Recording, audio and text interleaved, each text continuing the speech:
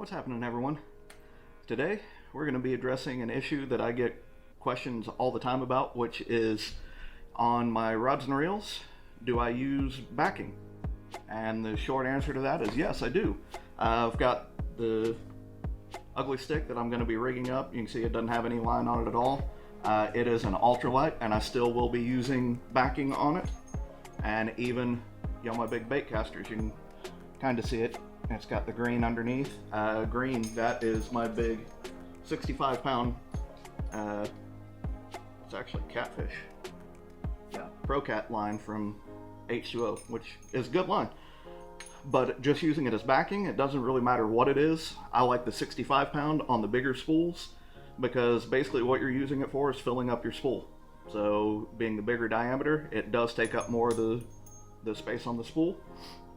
Now, when we're talking the little ultralight like this guy, I'm going to be putting, let's see, my XPS 6-pound fluorocarbon,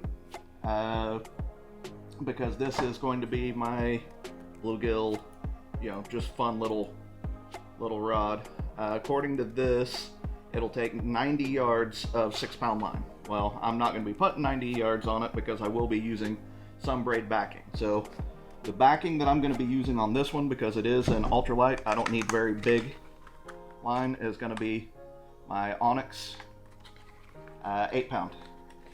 So it is just a black braid.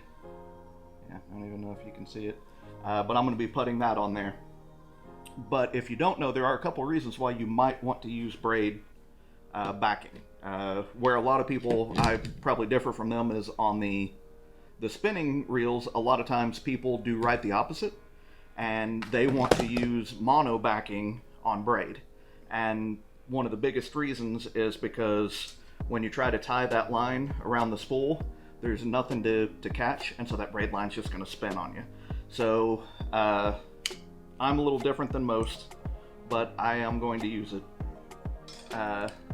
If you've ever spooled an open face, I usually just run the line right through the first. You want to make sure that your bail is open. And now what I'm going to do, keep hitting the ceiling so you're not going to be able to see, is I'm just going to tie a single overhand knot. Okay, so I lied. I said I was going to do a single. I actually did a double. But as you can see, this line just kind of moves around on here. Now what I do is, on most open face reels, let's see if we can get this in here. Don't know if it's gonna. Yeah, see that guy right there, that's a line keeper if you've never used it. Most people will bring their line down and kind of wrap it around there. I don't. I very rarely have a rod that doesn't have a lure on it. So what I'm going to do is I'm going to get this braid line to go underneath that. Okay, so now let's see if you can see this. Now, you can see the keeper, but I do have the line, going underneath there. So now what that's going to do is that's not going to let that line twist when you go to start reeling in. So I'm just going to reel some of this on there. Now, the goal, what I usually do is I just want to keep about a casting length of the normal line. So I'm going to fill this up a little over halfway, and then I'll switch over to the fluorocarbon. Now, I will be doing a uni to uni knot. I will not show you the uni to uni knot. There are a bunch of videos that are way better at knot tying than I am. So we will not do that, because we will all shake our heads, because I'm not great at knot tying. So we will not go into that. But so basically, what I've got, still can't really see it because the lighting's terrible out here in the garage, but it's about half full of the braid. And then, like I said, just got the XPS Fluorocarbon Signature Series, nothing special. This was on sale for like $6.99 or something like that, and so that's why I went with it. But now I get to attempt the uni to uni knot, which I will not show you for both of our sanities, especially since this is 6-pound fluoro. You can't really see it. You probably can see it. I can't see it. Let's go with that answer.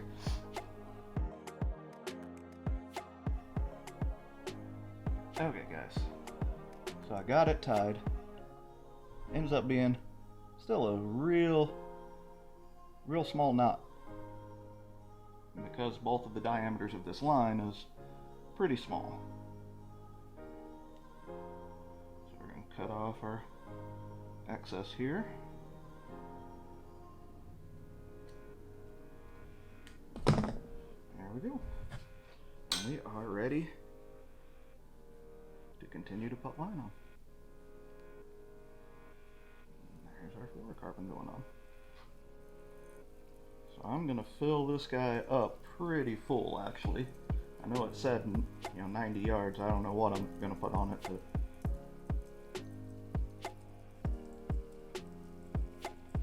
I'm going to just go to about there. So I still have a pretty good amount under that lip. I don't want to go all the way to the end of that because you can start to cause issues if you do that. So I prefer to just stop about there.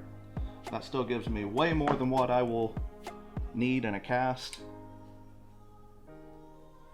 And so if I do have to trim any down, if any of the line gets damaged or whatever, I can still cut off quite a bit and it won't hurt anything. So now I'm just going to go ahead and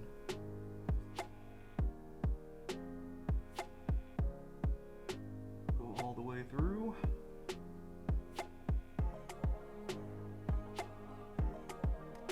And all the way down.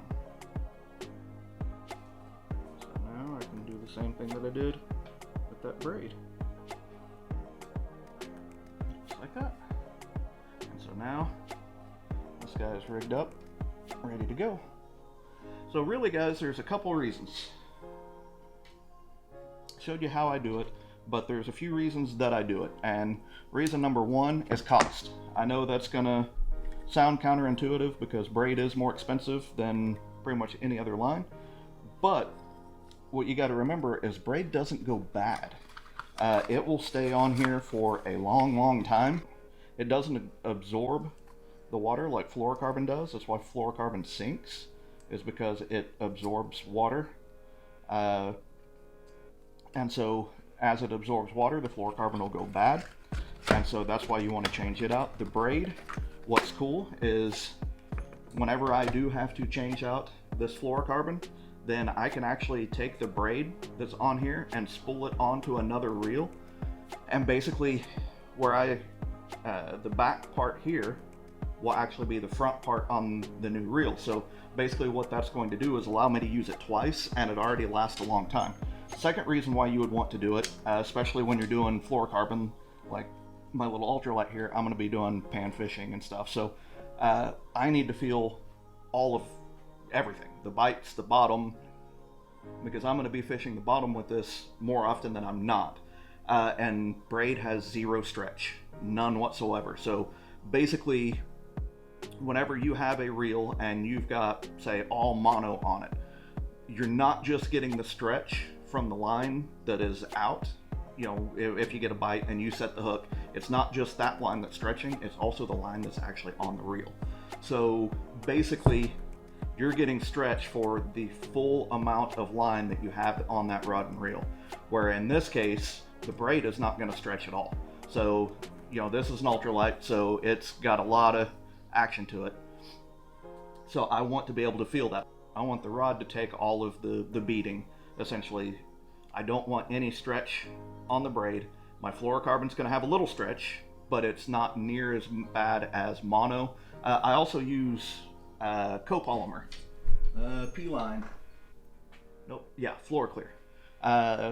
This is both. It is, I believe it's mono line with the fluorocarbon coating. So it's kind of the best of both worlds. It's really non-floating, non-sinking. It basically just kind of stays where it's at, and it does cast a whole lot better, especially on a bait caster. So when I was learning how to use bait casters, that's what I used. And at the time when I did that, I did not use braid. On the bait casters, it's kind of iffy. I do have a lot of issues with backlash and everything using braided line, but I think that's due to how much fluorocarbon or mono I have on there, because you get the memory of all the other lines where braid really doesn't have a memory to it at all. I mean, you spool it off and right there wherever I tied it, it does, but I mean, it's just a straight, doesn't have memory. So that's another reason why it lasts so long. So guys, what do? Do you use backing on anything? If you use a spinning reel, do you actually use mono backing and use braid? Because a lot of people use braid all the way through. I personally don't. Or do you just use straight fluorocarbon or straight mono? There's not a right or wrong answer here. It's all personal preference. So let me know in the comments what you think, how you rig your rods and reels up, and let me know, and I'll catch you in the next one.